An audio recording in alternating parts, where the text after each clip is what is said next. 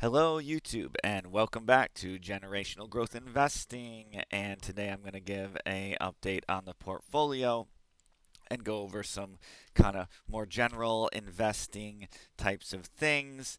And first, I'm going to start with a little bit of philosophy stuff, and then we'll look at where we're at. It is April 26th, so we're not totally near the end of the month yet, but we're going to look at the numbers, and this might be the last video I make for this month, and then we'll get a final update. But we have $551 so far in April, and we'll talk about that.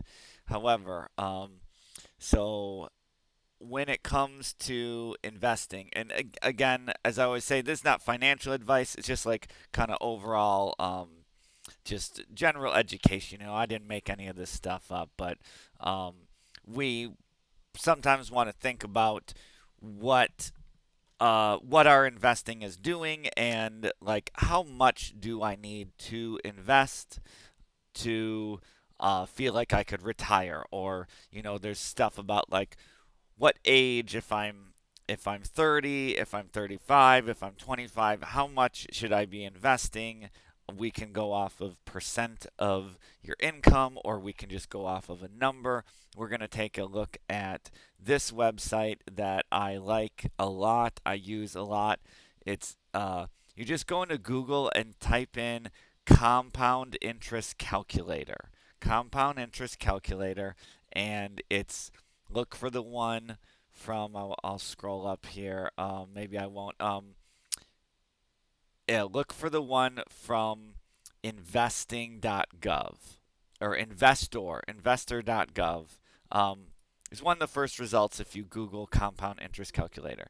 So, anyways, what this lets you do is it's just like a quick, easy. You can find other calculators that are much more complicated, but unless you really need that, I don't really recommend it, because if you're just trying to get a general idea of what you need by age, then you just want something simple. You don't want to overthink it, because we can look at ones with complex tax stuff and multiple different types of investments, and but we just want a general, like, where do we stand.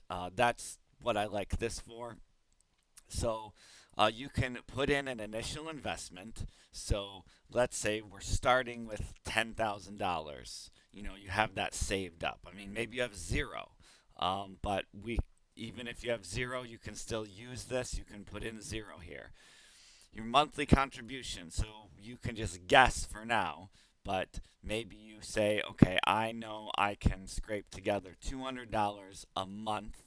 Um, just for some context, $600 a month used to be, maybe it was $550 a month, used to be the max you could do for a Roth IRA.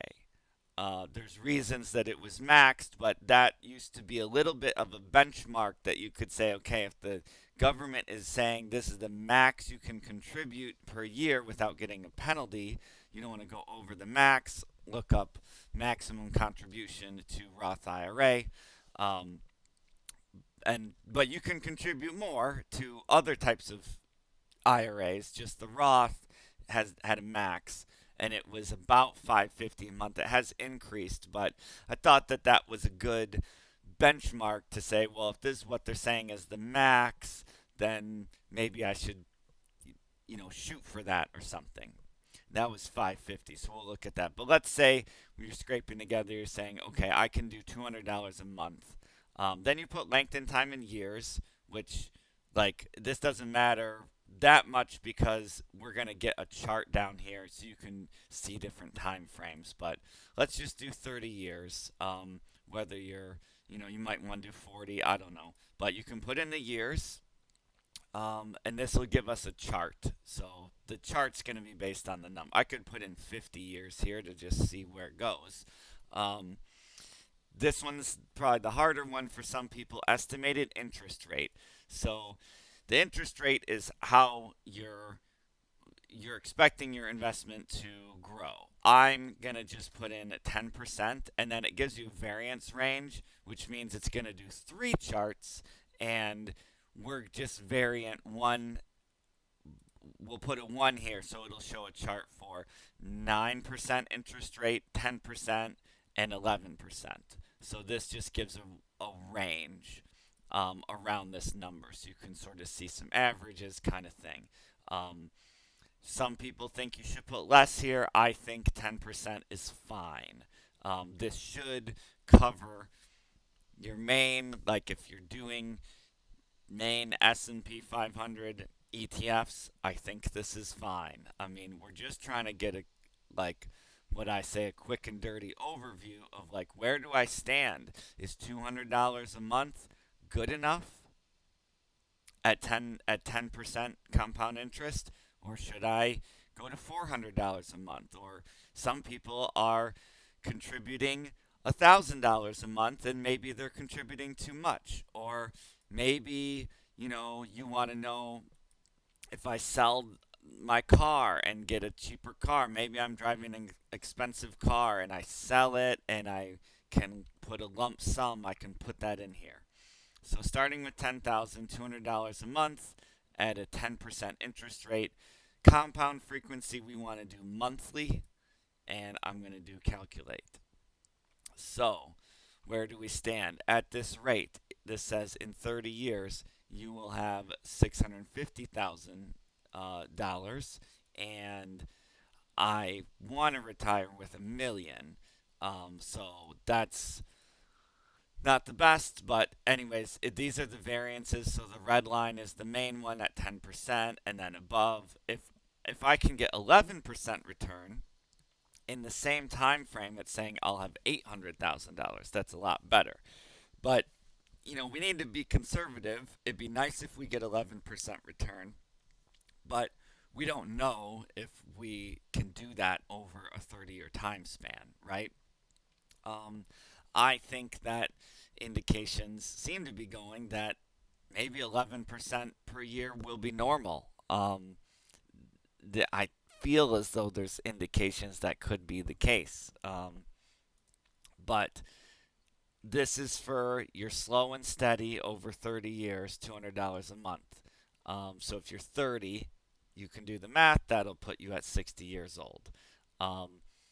Could I comfortably retire on $650 or $650,000 and then retire on that? I don't. That would not be that comfortable, probably. I want to shoot for $1 million. And anyways, you can also click on this table down here, which will actually show you the breakdown for each year. Year 4, year 5, year 6, year 7. If I keep this up, where will I be at year 10? Maybe you contribute a lot more for the first 10 years. Maybe if I say, okay, I'll contribute $1,000 a month for the first 10 years, I can click on this table and say, okay, so that means at year 10, I'll have $230,000, and then I could say, then I could back off in 10 years. Say you're 35, so you do $1,000 a month for 10 years. This is about where you'll be at, and then you could taper it down to $800 a month, and then you could recalculate at this number, right? But either way, say we're starting with 10,000 and we do $1,000 a month for 30 years. Now this will put us at 2,400,000. So that's great. And what I like about this, what I use this the most for, is figuring out what do I need to hit that $1 million. So I can look here or I can look at the table, and what I'm looking for in the middle, because this is our 10% return, what I'm looking for in the middle is what year do I hit $1 million. So at this $1,000 a month, if I start with $10,000, this is saying I'll hit $1 million at year 22. So yeah, if I'm 30, then that's gonna put me at 52 years old at this rate. If and yeah, you can do the math. If I'm 40, then I'll hit $1 million at 62, right? So that's how this works. I find this very useful. It's so quick and easy, and you can play around with it. No, it doesn't take into account taxes and more complex stuff. Um, there are calculators out there for that, but if you're just starting out or just taking like an overview look at this stuff, this is probably all you need. If you're like, well, where should I be? Should I be investing 500 a month or should I be investing 1,000 a month? Trying to figure that out is a starting point for a lot of people. Um, we also need to look at what if I'm starting with nothing? Like, what if I'm only starting with $100? Well, if I do $500 a month, but I'm only starting with 100, how is this going to look different? So I hit calculate. So I'll hit $1 million, but it's going to say I'm going to hit that actually in 30 years. So if I'm 35, well, 29 years. If I'm 35 and I'm starting with nothing, I've got to, if I do 500 a month, I'm just going to squeak by and hit that million when I'm 60 or 65, basically when I'm 65. That's if I did everything in a Roth IRA. There's different types of IRAs. Um, Maybe you're in a different position and you've already saved a lot, but you haven't invested. Or maybe you've been investing for a while and you just want to see where you're at.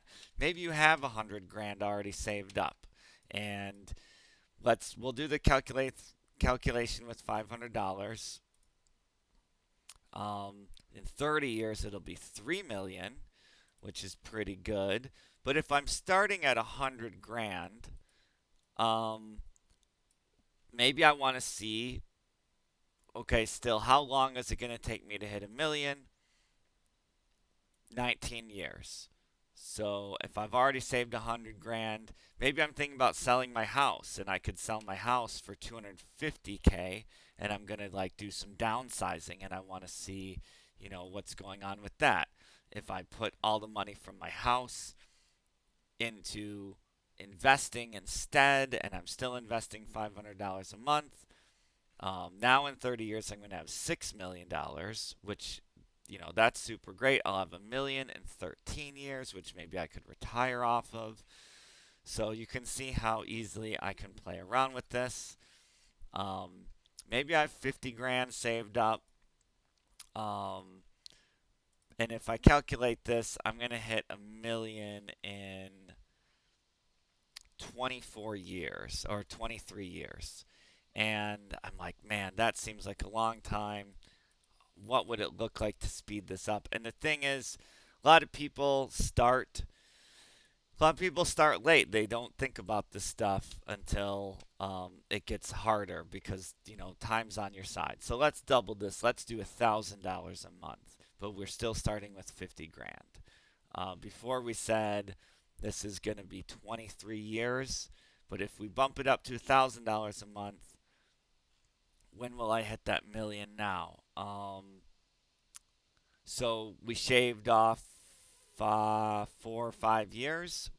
It's only 19 years to a million, which, that doesn't seem like a big change. But the nice thing about this with compound interest, once as the number gets bigger, the compounding has a greater effect. So now I can say, okay, well, I hit a million at year 19 now, which is better than year 23. But what if I keep the $1,000 a month, but I still shoot for year 23 or 24?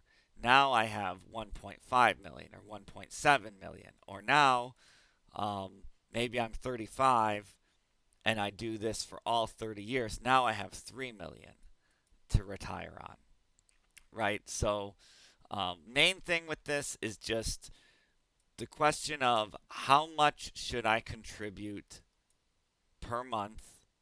What am I starting with? And I can more easily see, okay, maybe I can do 550 a month, and I can more easily check what do I need to hit my goals.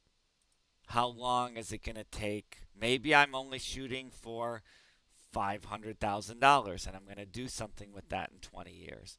I can more easily see what do I need to save in this monthly contribution, which is the big question for a lot of people. Um, we can even look at like, what if I only save $100 a month? What if I only invest $100 a month? Like, where will that put me in 30 years? Um, we want to look at this stuff. So that's that. That's the compound interest calculator. Now I'm going to look at dividends a little bit because this whole thing is about looking at what does a dividend portfolio look like. As I've said before, I am partly showing this just to maybe inspire some people who feel uninspired. And so I want to show what can be done if you put effort into it and actually what does a dividend portfolio look like. It could be, and in my case, it's just part of a larger portfolio. I don't know that dividends should be the only thing you do. Um, I don't know if dividends is, I think my guess is it could be part of a larger strategy. Some people think you should only think about dividends when you're basically close to retiring, something like that. This is debated, but mostly I got into this because I just wanted to see if it would work at all. Um, I can only read so much theory and stuff online, and I thought, you know what? This does seem interesting. What if I do want to switch my whole portfolio to dividend portfolio when I'm 65? Well, that would be scary to do for me if I've never done it before and I have never even seen it working. How could I take that $1 million and switch it into dividend if I'm like, I've never even done this before? So I wanted to kind of test it out. That's why I've been tracking everything, which I'm going to go over next. I'm tracking everything to see how it's working. But before we go into that, this also comes to a little bit of investing philosophy that I think applies more towards dividends. This doesn't only come from this book. There's this book, Rich Dad Poor Dad. Can I zoom in on this? Oh, yeah, I can. Cool. Um, but he did kind of make this asset thing a little bit famous. So that's that. Obviously, there's the guy that wrote Rich Dad Poor Dad may have got into like some crypto stuff or whatever, but doesn't matter. This stuff is still basically true, the basics of what he talks. So I'm just gonna um, show what some of the ideas in this are. Um, the rich dad, poor dad core idea is surprisingly simple, but it flips how most people think about money because a lot of people they are spending their their they're trading their time for money and then they're immediately spending that money on feel good things, on stuff that depreciates that they throw out in a couple weeks, in a couple months, even in a couple years, and they're just always trading their labor or their time for money.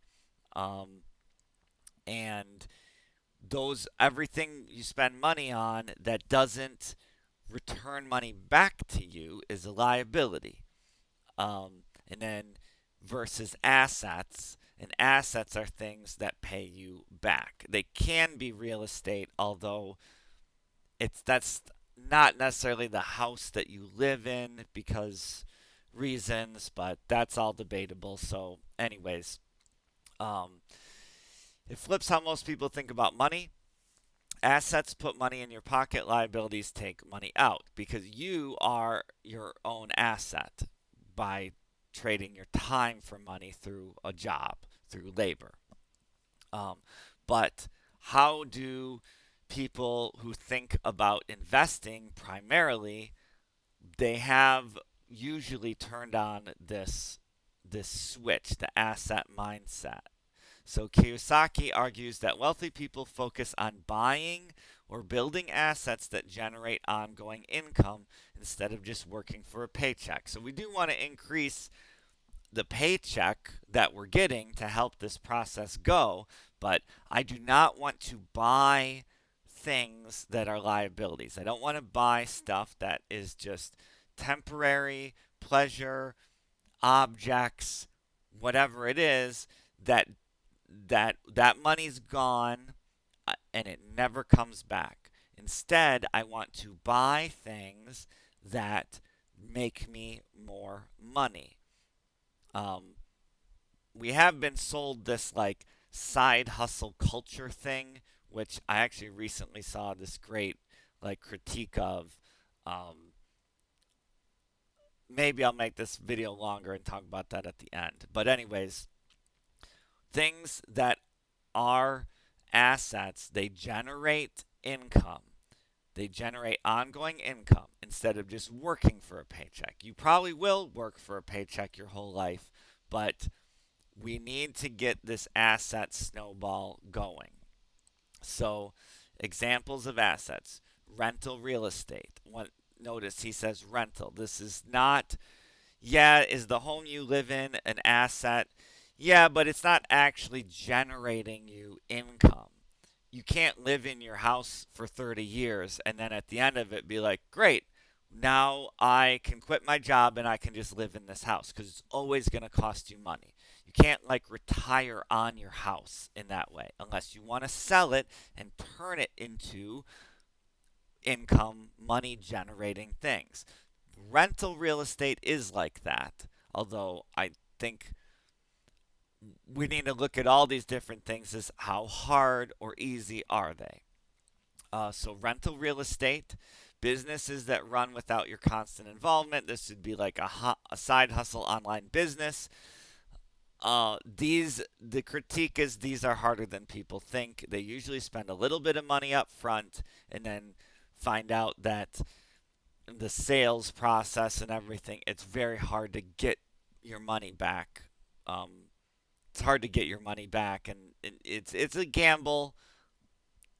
Maybe worth trying once in a while, depending, but you can end up just losing money. I think that's more likely once you spend things on advertising, once you spend things on websites and Salesforce or whatever all these things are. You end up spending 40, 50, $60 a month just running this online business or running this business, buying the stuff, whether that's things you're making cupcakes, and it's hard to even break even.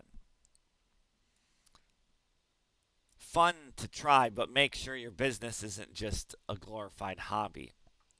Stocks or dividends, that's what we're talking about here. Um, Things that will generate ongoing income. Again, businesses that run without your constant or without much involvement are hard. I think they're probably better than buying a lottery ticket, but it's what is the likelihood they're actually going to generate you income? It's way less than 50%. Rental real estate will generate you income, but that it takes a lot of work. Can you do that on top of your day job? Can you? And there's a lot of risk there, right? And a lot of risk and a lot of work. Low involvement businesses can be low work. Will they actually return you any money? Less than 50% will. Stocks or dividends, likely to return you money, almost zero effort, which is why we're focused on these. Things like writing books that you can sell on Amazon, apps, stuff like that. I think this is better than these online businesses. They do take work up front, but yeah, if you start writing books and you self-publish on Amazon, it basically doesn't cost you anything but time. And then if your book can sell on Amazon forever. I mean, you could get lucky and make $1 million, hit, or you could have a book on Amazon that sells 10 copies a month the rest of your life. And that could be great. Nice thing about this is it doesn't cost you money up front, just time. These create cash flow even when you're not actively working. This is the whole idea of generate money while you sleep. Stocks and dividends are the easiest and almost kind of guaranteed. Because you could also spend a bunch of time writing a book, publishing it and everything, and you could sell basically like 5 copies ever, and then you spent hours doing all of that when you could have just been driving for Uber and putting that money into stocks and dividends. The, the thing with the stocks and dividends is they're like guaranteed, so that's why we like them. Main thing, these assets, we want to spend money on things that create cash flow, not spend money on things that once we buy the thing, the money's gone forever.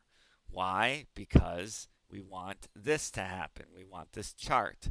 We want, imagine if every $100 that I had, I could say, well, 5 years from now, it's going to start paying me back $100 every month.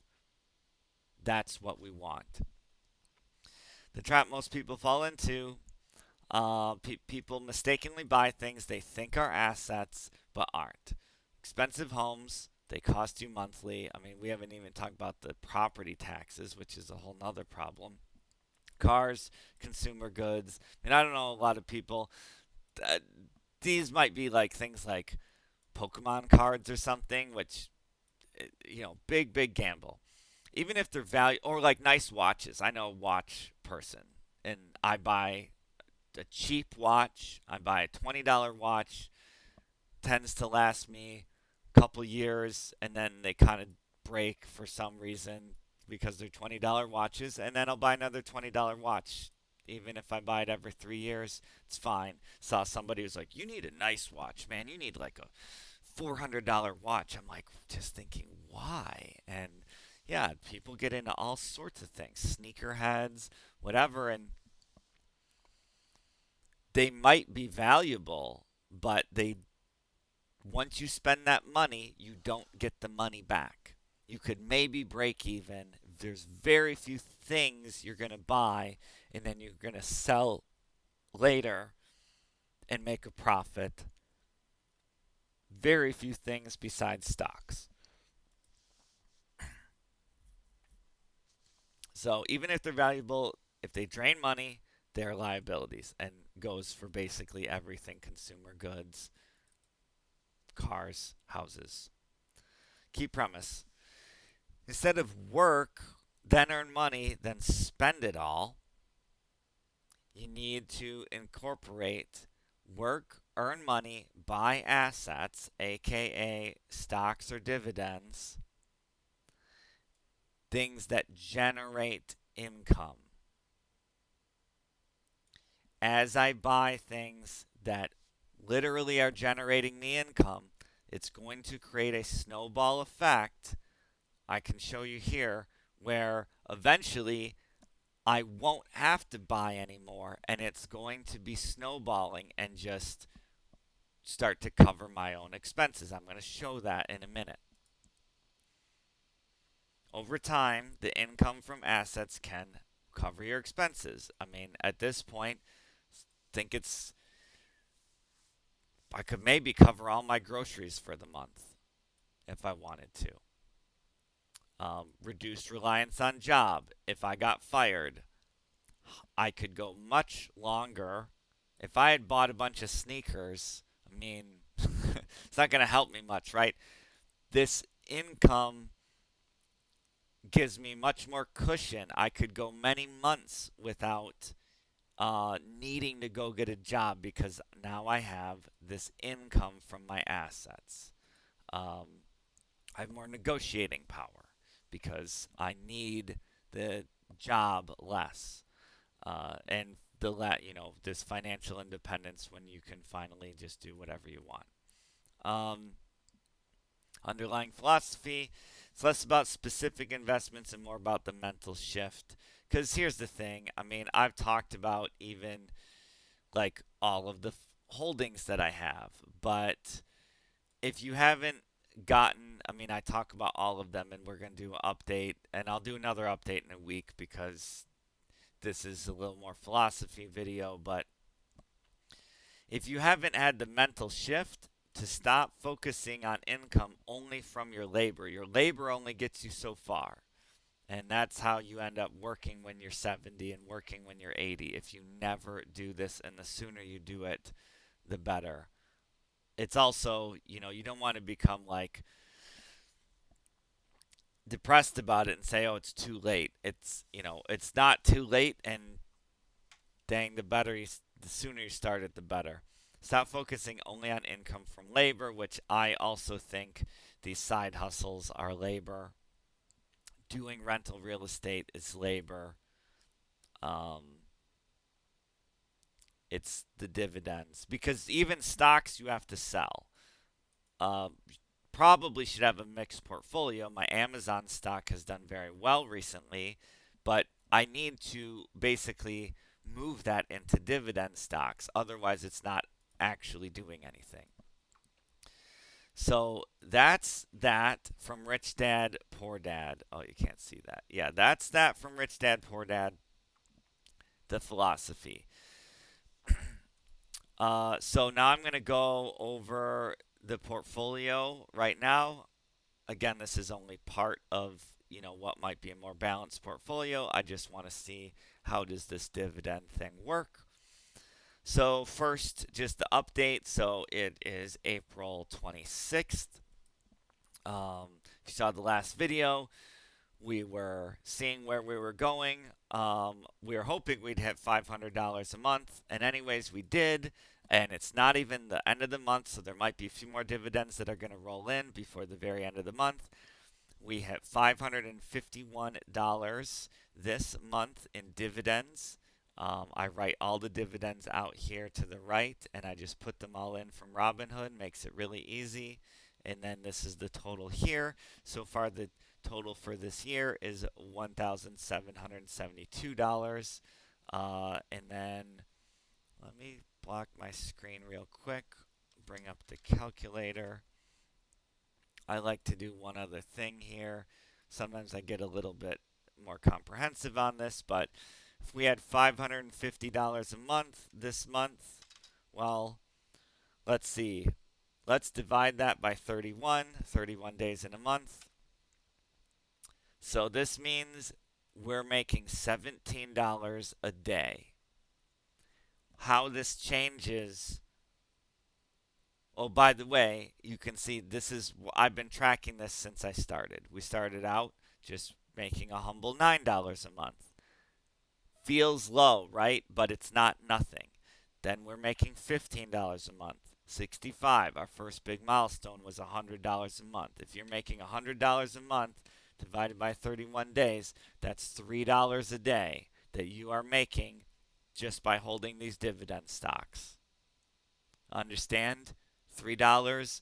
Next time you're thinking, should I buy that Starbucks or whatever? I understand life is getting more expensive, but that should be even more impetus to get doing this.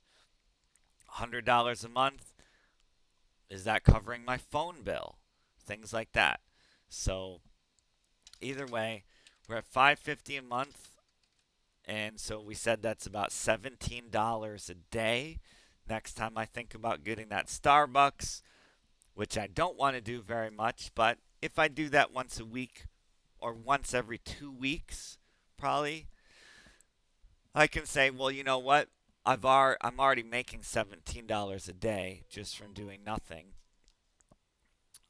So feels like it's not hurting me as much because I'm putting this money up front. The other thing we can do is we can do multiply by 12.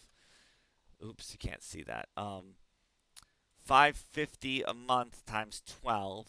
This is $6,600 this year. So I can basically add that to my income.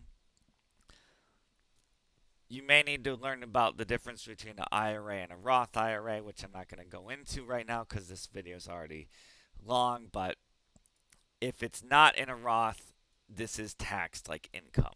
So just be aware of that. Another thing I can do is, okay, if I'm bringing in 550 a month, sometimes I just like to do like, okay, well, what if multiplied by 3? What if I want to take a trip every 3 months? I could say, okay, well, I have $1,000, $1,600 to spend maybe on a plane ticket and an Airbnb. You see how this is starting to, if I'm worried about, oh no, if I save all this money, my lifestyle's going to go down, right? Like, yeah, I've had to save and be like very, very frugal. I almost never eat out right now. Almost never, never eat out at a restaurant. Well, why? Well, now this is starting to snowball. And now I can say, well, all those restaurant meals I would have taken, well, now it's snowballing. And maybe 1 month I can be like, instead of buying back in, I take that $500 and now I have, I can go to that concert or whatever it is I'm thinking. Where before, like, do I have enough money even? Am I going to overdraft? Am I going to overdraft my bank account just from this thing I want to do? Well, if I'm patient, I've been doing this for 1 year, April to April. This is our 1 year like anniversary. Well, now from being frugal, I can start to say, okay, I was patient on my lifestyle. Now, this is for me a little bit more about the actual retirement, but the sooner you start, the more this can turn into, hey, maybe I can dip into this once in a while and, you know, go do that trip or whatever. Or maybe this is covering groceries or whatever it is. So 550 times the 12 months, 6,600. And I think next month we're going to hit $600. So 600 times 12 months, we're talking $7,000 um, in a year. So April, we broke the $500 barrier, which is awesome. Uh, that was kind of a pretty big milestone. I think next month it's already going to hit $600 a month. Really, our next milestone, the next big one is $1,000 a month. And we said that from the very beginning. I want to be making $1,000 a month in passive income. Um, that would be really cool. I mean, look at this. 1,000, we already know. $1,000 a month, first of all, divided by 31 days. That's $30 a day. $30 a day from the snowball effect and just putting everything into this. Now I'm talking about like next time I think, gosh, should I go somewhere because the gas money's expensive? Well, I'm making $1,000 a month, $30 a day. How about times 7 days? $200, over $200 a week. So Friday gets here and I'm like, where should we go? What do we want to go? Eat out or something? I'm making $200 a week. Even right now, 550 divided by 31 times 7. Right now, this is already making $124 a week. So every Friday, if I wanted to stop this process right now, I could already say every Friday I've got $124 to spend. What are we going to do? Like, that's the effect of going really into this. But either way, I mean, once we hit that $1,000 a month times 12 months, we're talking $12,000 a year. Pretty cool. Um, Going down to the charts, the one on the left is just the sum for the year. So by April of this year, we've already exceeded everything we brought in for the year last year. Um, this chart here, this is just the sum per month.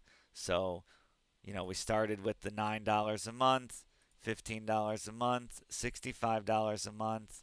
We hit our first $100 month back in July, and this chart we basically believe will just go up and to the right forever. I mean, this is basically the zoomed in version of this. This is the yearly,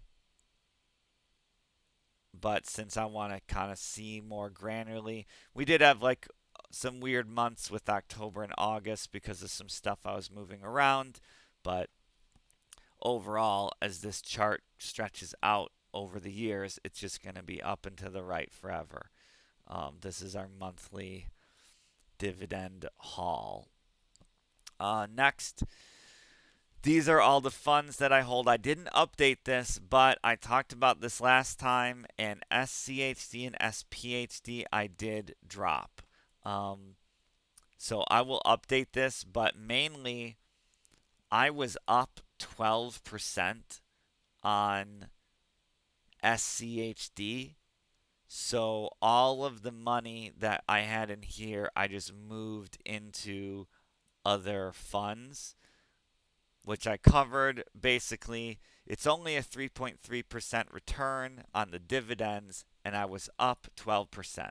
And I just thought, you know what? This is a dividend portfolio.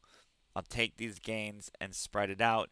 SPHD also, it wasn't doing much, and I was really liking some other things I'm in, like CLM, CSWC, XPay. So I took these two and I redistributed them and spread them out amongst some of the other higher dividend paying funds.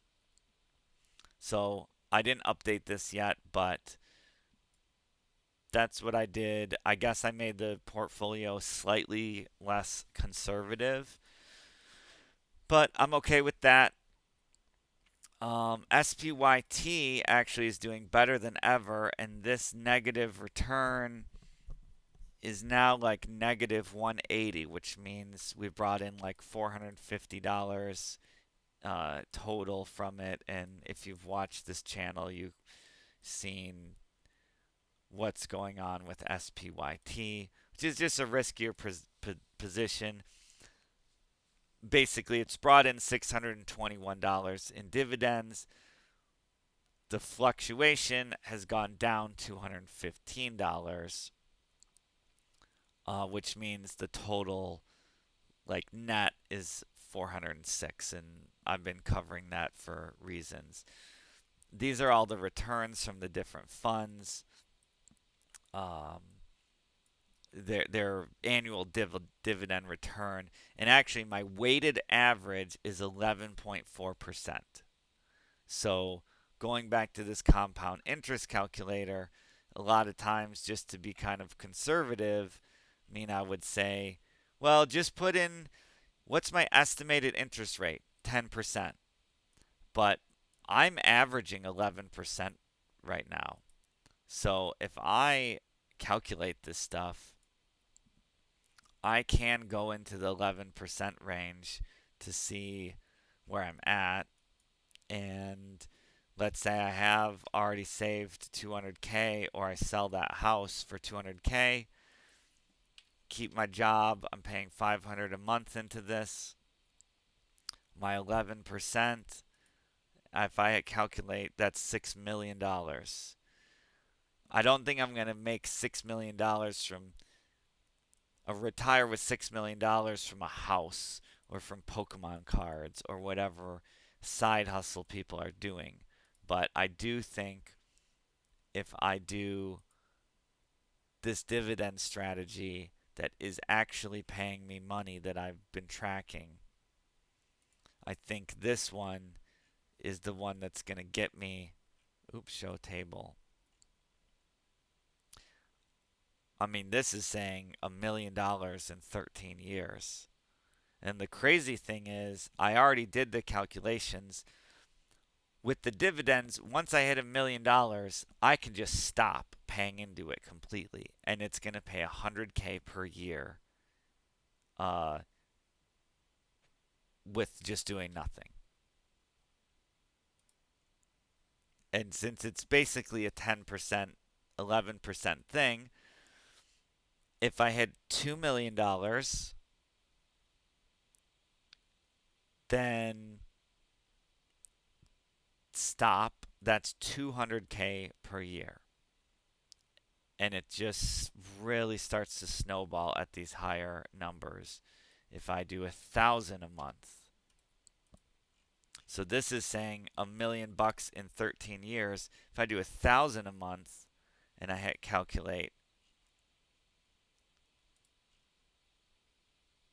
$1 million in 12 years. We shaved a whole year off.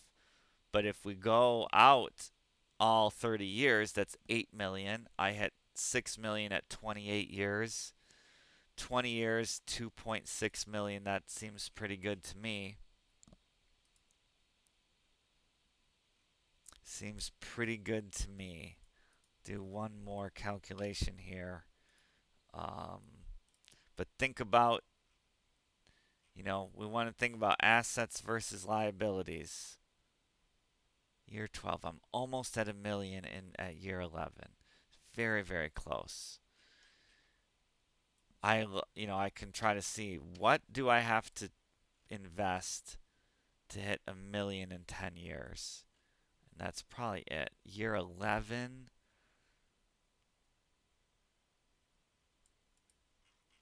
So I need to go all the way to 1,300 a month, I guess. Didn't change much.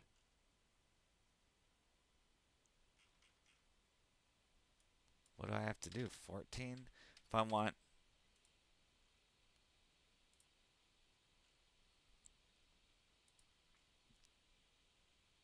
still at year 11. Maybe I have to sell a car. Why did I sell one of my cars? So close.